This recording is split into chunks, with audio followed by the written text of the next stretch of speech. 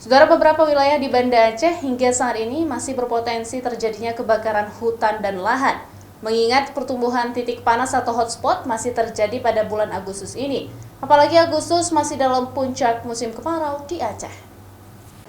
Informasi dari BMKG Stasiun Meteorologi Kelas 1 Sultan Iskandar Muda pada Aceh, sejak Juni hingga Agustus, cuaca di Aceh mencapai puncak suhu tertinggi 35 hingga 30 derajat dengan tingkat kelembaban juga berkurang.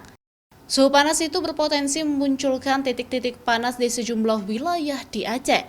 Walaupun titik panas tidak setiap saat muncul, namun keberadaannya harus diwaspadai agar tidak menjadi titik api yang menjadi pemicu terjadinya kebakaran lahan dan hutan.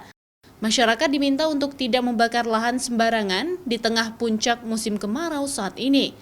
Beberapa tahun ke belakang, itu di bulan Juni, Juli, dan Agustus itu merupakan puncak suhu tertinggi antara 35 hingga 37 derajat, dan begitu juga untuk kelembabannya itu berkurang, itu di bulan Juni, Juli, dan Agustus, sehingga di situ ada potensi hotspot di Provinsi Aceh itu masih tinggi.